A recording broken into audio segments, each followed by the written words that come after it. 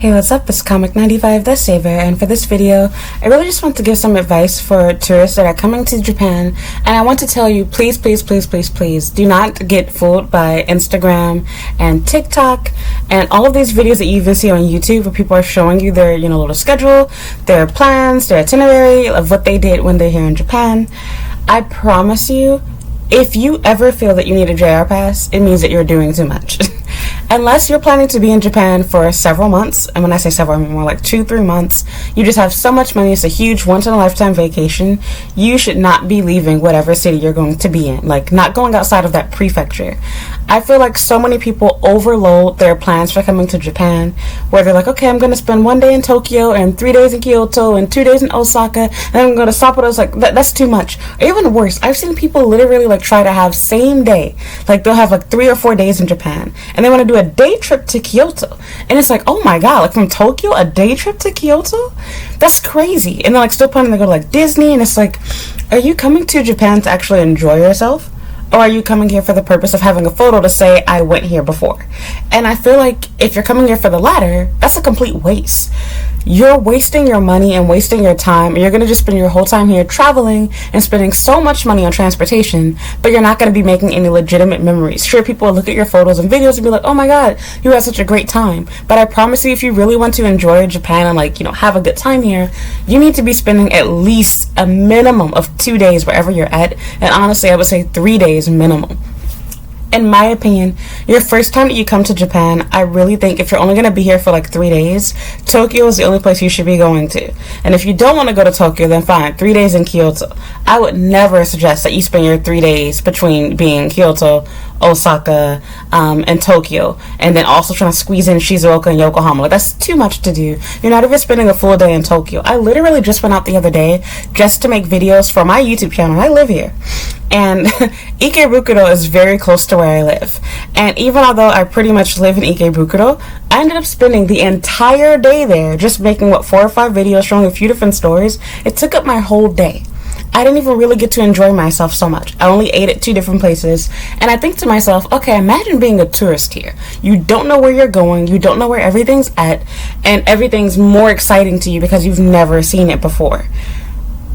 I don't see how somebody could enjoy all of Tokyo in just 1 day, or even 3 days, because honestly, you could dedicate 1 full day to each major city and still not do everything that you want it to do, but at the very least, you need 1 full day to enjoy each city in Tokyo, in my opinion. If you really, really, really want to split things, fine, you need a half a day per city, but there's no way you're going to be able to do all you want to do in Tokyo, all that there is to do, not even the best things to do. Like, if you were to just put a highlight list of what to do in Tokyo, you can't do that all in 1 or 2 days. It's impossible. Between Shibuya, Ikebukuro, Shinjuku, Roppongi, you have, gosh, I can't even think about the names of the different cities here, but all of these different places, Ginza, have Asakusa. There's way too much to do in just a couple of days.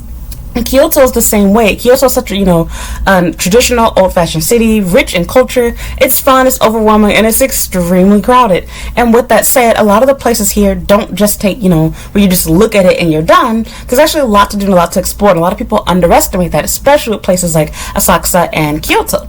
You think, oh, just, a picture of a temple and I'm done. No. There's lots of vendors, food stalls. There's the possibility of, renting a yukata or kimono or something like that.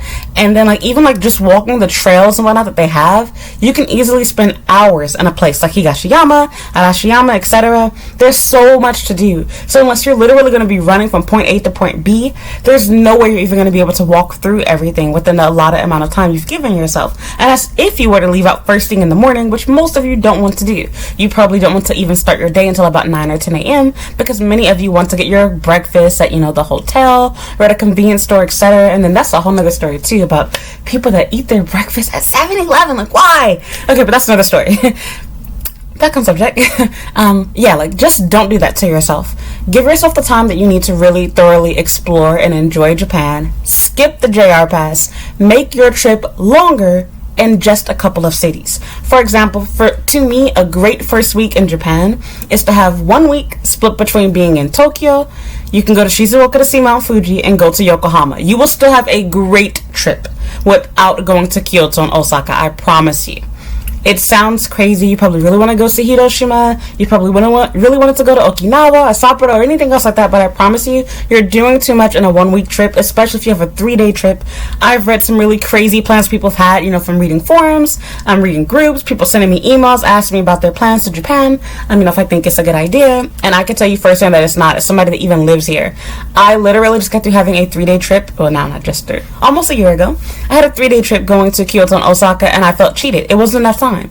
I felt the first day was spent just getting there, just unpacking, and then trying to figure out what we're going to eat for dinner. And that was like the whole first day.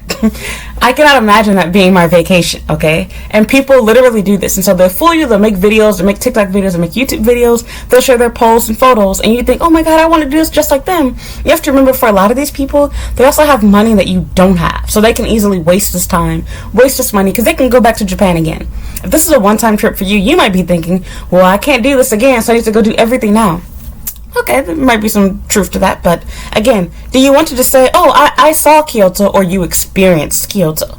Because, for example, even during our 3-day trip, there was like this pottery shop or whatever that I do plan to go back and do next time, but it required reservations. Okay, my husband, who is Japanese, and I've been living here for nearly 10 years, I had no idea about this place, because we did plan out this trip in advance, but we didn't know that this existed. But because we were only going to be there for a day, it wasn't possible for us to make a reservation for the next day. So little things like this. You might go to a city and see something that you really like that you didn't see online, and you want to go and experience it, but you don't have a reservation for it. Well, if you were there for 2 or 3 days, you can easily book for next day or for later that day. But because you have your schedule so tight where you're going from this place to this place to this place, it's impossible to do. And keep in mind that for most of you, your itinerary is too packed to begin with. So even if you're staying in Tokyo, you also can't do it. There's people that think they can go from Shibuya to Asakusa to Ginza to Akihabara to Shinjuku to Roppongi all in one day, and you're not going to do that. It's impossible. If you were to go to all of those cities all in one day, because they're all towns within the Tokyo metropolis, if you were to do that, there's no way you're going to see even the highlights for all of those cities, because you don't have the time. And keep in mind that for some of those places, it's best to go early in the morning. Well, guess what? If you're trying to do everything in one day, you're going to have to do a lot of those places in the afternoon and evening when they're most busy. So there's just so much into this, especially if you're planning a weekend trip. Like people do Friday, Saturday, Sundays. Those are the busiest days in Japan, because everybody has the same idea. Take Friday or Monday off and have a 4 or 5 day weekend. So really just think out your trip, and don't try to copy people that have money and time that you don't have. A lot of these people that are going to all these cool places, taking all of these cool pictures, they have a lot more time in these cities than you do. And for a lot of these people even making videos telling you what to do in a few days, they haven't even done all of those places in a few days themselves, or they simply went to these places just to take pictures and they didn't actually do the plan that they're telling you to follow. For example, I can't tell you how many videos I've seen on Facebook Reels and on TikTok where they're like, oh, do this your first day in Japan, do this your second day in Japan, do this third day in Japan. I'm like, have you done this your first, second, and third day here? Do you actually follow this yourself? Or do you just put together a little plan that sounds cute? And you can easily tell that these people don't live in Japan, or they're not thinking from a tourist perspective, because like there's no way that you could have possibly gone to these places and actually enjoy yourself. If you're just trying to like go to the places and like hit up, okay, I want a picture in front of Tokyo Tower, I want a picture at Shibuya Sky, like if you're just trying to take that photo, then fine, go ahead, do it by all means.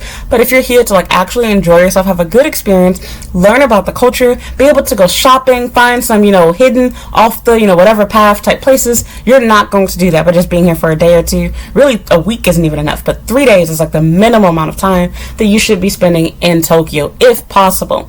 At the very least, you need 2 full days here. Very least. And I mean, like, if you're waking up 5 or 6 a.m. to enjoy yourself. And remember, you're going to get lost. You're going to get turned around. You're going to be tired. You need to put in times for breaks, for getting meals. And a lot of people don't factor in any of that stuff. They come to Japan, they just go to 7-Eleven, which sucks, by the way. They just eat fast food, which sucks, by the way. And I'm not saying like in a shot to Japanese food, but I'm saying rather, if you're going to come all the way to Japan and you're going to eat the lowest quality food here, what a crappy thing to do. Like, I just don't get that. So not to knock it, of course, go ahead and try it out. But it's like people are literally planning like these crazy, go everywhere type of vacations. And then like they don't even experience going to a real restaurant for breakfast. They don't even experience going out for real lunch. They just eat all their food at Kokoichi, Matsuya, Matsunoya, whatever. Which, don't get me wrong, I like these places too. But being realistic, if you've ever had real Japanese lunch at a real Japanese restaurant, or even some of the foreign restaurants here in Japan that are owned by Japanese people, but they put their own twist on, foreign food. If that's all you've ever had was just Japanese fast food, you are seriously missing out. There's so much more to offer here in Japan, and there's places that I don't even know about, my husband doesn't know about, you don't know about, but you won't be able to find these places, experience them, and explore them because you don't have time. You're literally just going from place to place to place, and then people are buying the JR pass just because it sounds nice,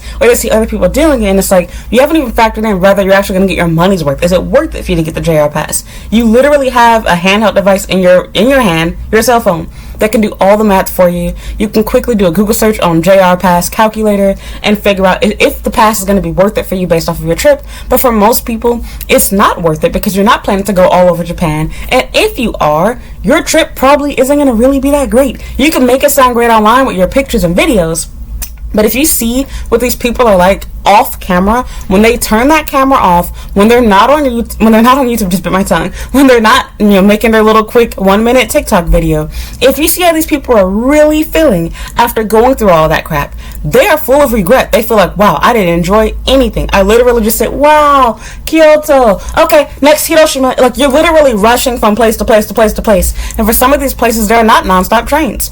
There's only trains that come 3-4 times a day. If you're going out into the countryside, there might only be a bus that goes there 3 times a day. For example, my husband, his father actually picked us up from the train station. But given an example, if we were to have not gotten a ride, there's only a bus that goes up to his house 3 times per day. So you have once in the morning, once in the afternoon, and once in the early evening. You miss those buses, you finna be hiking for like 3 hours up a mountain, and ain't nobody finna do that. So with that said, yeah, it's like you really, really, really need to think and consider, like, okay, what do I really want to get out of my trip to Japan? Am I just trying to impress other people? Or do I personally want to have a good time? You will have so much better and so much more of a good experience and, walk away from Japan feeling a lot more happy if you spend 1 week or 3 days in a good place that you like, such as being in Tokyo or Kyoto. I'm not going to be biased. If you prefer Kyoto, that's fine.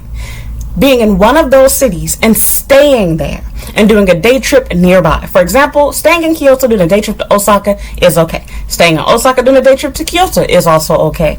It's not okay to stay in Tokyo and do a day trip to Kyoto and then Osaka and then come back to... No, that's too much, people. You're doing too much. You're not going to really enjoy yourself and thoroughly have a good time here in Japan. Please don't believe these videos online. A lot of them, like I said, they haven't even followed their own itinerary themselves, or they did follow it, and what they're not telling you is they weren't really able to enjoy anything. There's no way you can actually make it to reservations, even just be able to walk into places and wing it if you're only going to be there for a day. You're going to feel cheated. I've been to Kyoto a million times, and I felt cheated. I literally just had a day and a half there, and then I spent my last day pretty much in USJ, and then I spent the evening just going around in Osaka. It wasn't enough time. Everything was pretty much closed by the time I left USJ. It just wasn't a great or fun experience for me. It just wasn't. So, of course, I was fine with it because I live here, and I knew that my real purpose in going on the trip was basically just to enjoy ourselves before I was going to get married. It was just to go to USJ, go to Super Nintendo World, and, of course, to, go to Kyoto, take some pictures together, eat some street food. I did what I wanted to do, ultimately. But, honestly, I didn't get the exact experience that I wanted. Also, I forgot to mention this part, factoring in the weather. If you watch my video, it was rainy. We couldn't have predicted that. We had planned this trip way in advance. There was no way of changing it. My husband is a medical professional. There was no way we were going to change that. He had to take his vacation on those days. So with that said, for those of you that are visiting Japan and you don't live here, gosh, that has to suck. You plan a whole vacation, you're only going to be here for 2-3 days, or you have a week here, and then the days that you have planned for that, that particular city, it's rainy. So it completely changes your plans entirely. Not that you can't enjoy yourself, but you get what I'm trying to say. If you're planning that you're going to only be in these places for such a short period of time, just to check off your list, I went to Kyoto, I went to Osaka, but then it's like, okay, but what did you do here? It's a waste. You have to factor in weather, getting lost, reservations being canceled, needing a reservation for something that you didn't know about. So please take your time. Thoroughly plan your trips.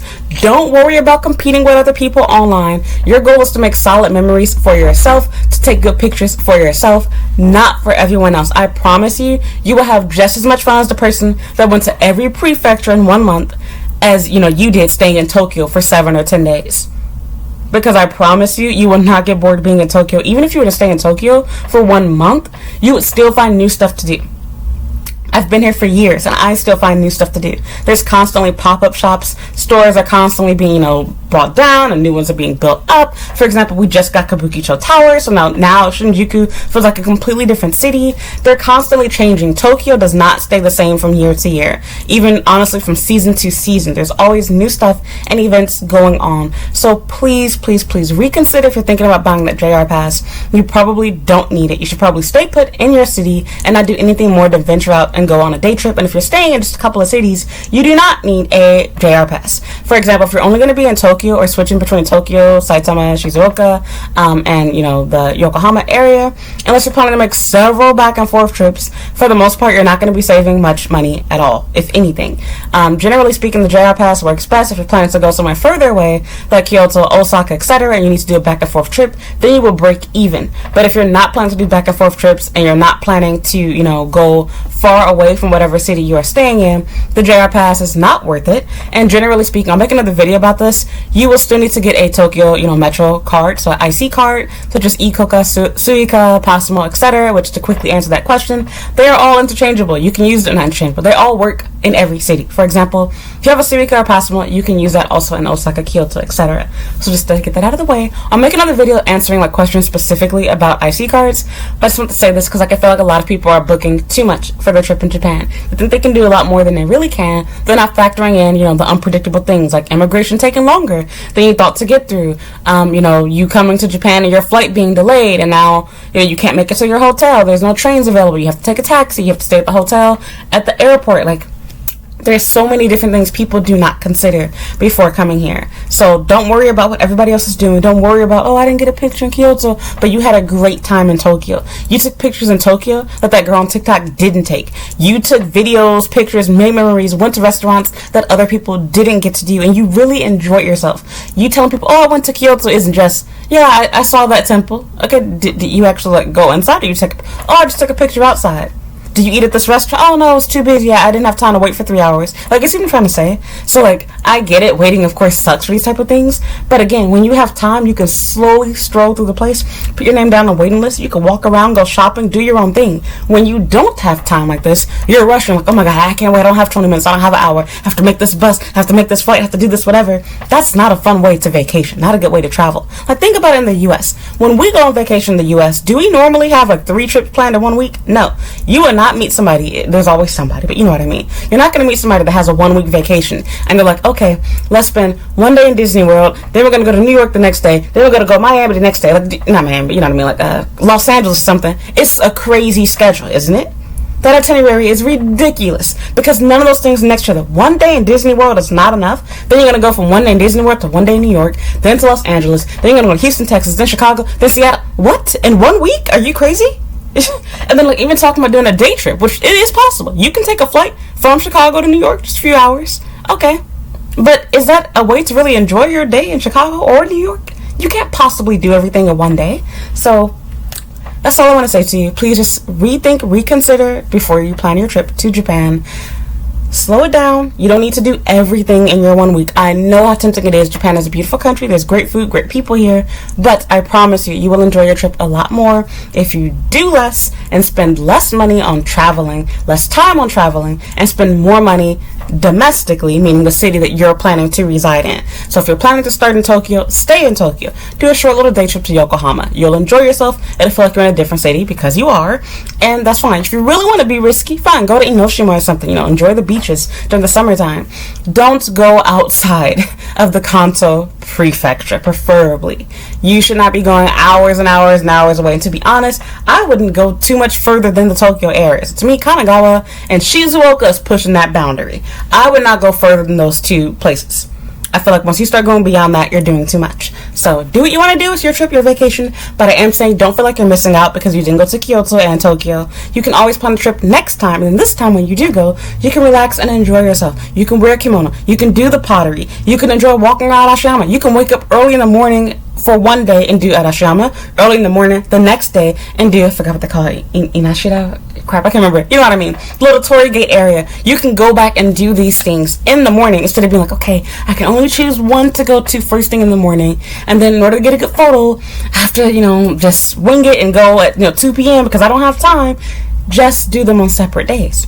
If you're spending 1 week in Kyoto and then planning a trip later this year or later next year and going to Tokyo, that's a much better trip than trying to cram both into 1 week, or even worse, both into 3 days. Honestly, fine, if you really want to push it, you can do both in 1 week, but I would never suggest doing both in a 3-day time period. 1 week is theoretically enough time, but even then, like I said, if you really want to enjoy your stay in Japan, you need 1 week just for Tokyo and a day trip to and a day trip to Yokohama and possibly a day trip to Shizuoka. But I would never suggest doing all of those things in 1 week where you're going to all of these different cities. I feel like it's overwhelming, and again, like, you can say that you went to all these places, had all of these experiences, but you're not going to be able to say that you did everything that you wanted to do because it's just not possible. So that's all for this video. Thank you so much for listening, and thank you for watching. If you have any questions, please feel free to leave a comment down below. You can also send me an email, and I will try my best to answer your question in an upcoming video. As always, you can follow me on Instagram and Twitter at Comic95.